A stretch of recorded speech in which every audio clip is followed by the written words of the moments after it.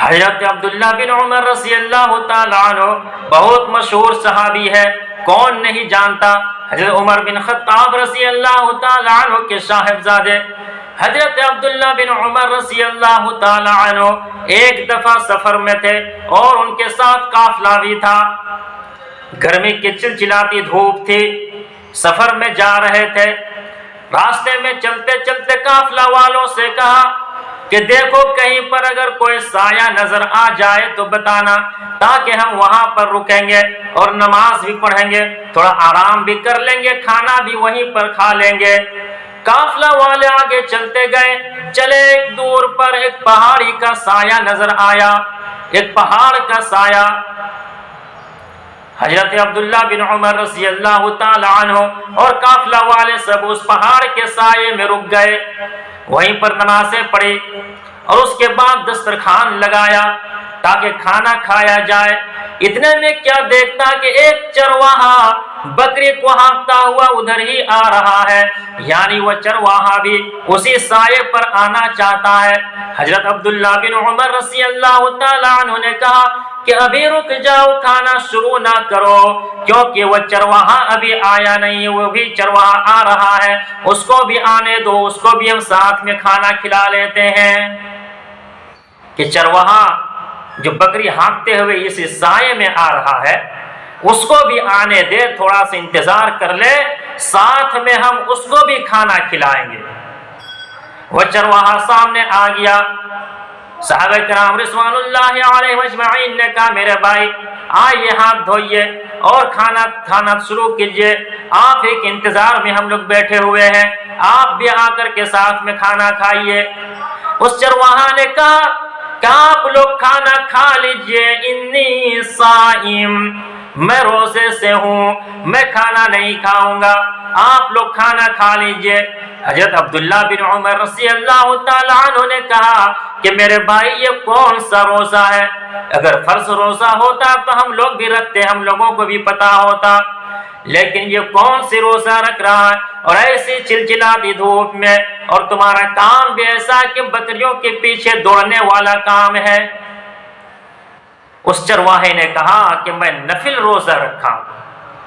چرواہے نے جواب دیا کہ میں نفل روزہ رکھا ہوں کیونکہ یہ دنیا کی زندگی بہت مختصر ہے، بہت چھوٹی سی دنیا کی زندگی ہے، اور میں جب اپنے رب تعالیٰ کے یہاں جاؤں، اپنے خدا کے پاس ملوں، تو میں چاہتا ہوں کہ میرے نام اعمال میں نیکیاں زیادہ ہوں، زیادہ نیکی لے کر کے جاؤں، اس لیے میں نے روزہ رکھا ہے۔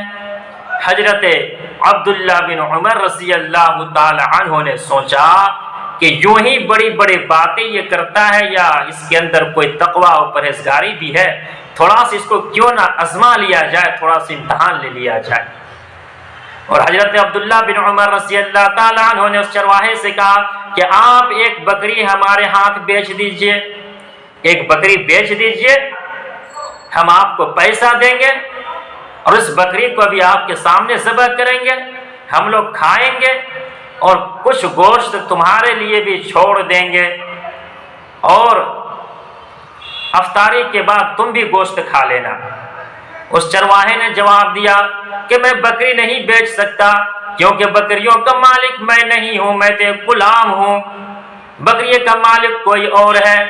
حضرت عبداللہ بن عمر رضی اللہ تعالیٰ عنہ نے کہا کہ میرے بھائی آپ بکری بیچ دے، اور جب بکری کا مالک جب آپ سے پوچھے گا کہ ایک بکری کہاں گئی تو کہہ دینا کہ بھیڑیا نے کھا لیا۔ بکریوں پر بھیڑیوں کا حملہ ہونا تو یہ تو عام سی بات ہے، کہہ دینا کہ بکری کو بھیڑیے نے کھا لیا، بھیڑیا اٹھا لے کر کے بھاگ گیا، اور میں تمہیں پیسے دیتا ہوں اور ابھی ذبح کرتا ہوں اس بکری کو، ہم لوگ بھی اس کا گوشت کھاتے ہیں اور آپ کو بھی آپ کے لیے گوشت رکھ دیں گے، افطاری کے بعد آپ بھی گوشت کھا لینا۔